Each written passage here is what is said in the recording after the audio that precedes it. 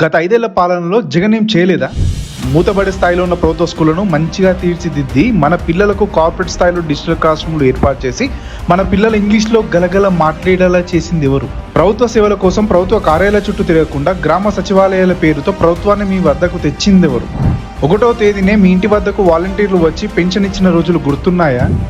మనవాడకే ration సరుకులు వచ్చిన విషయం మర్చిపోయారా?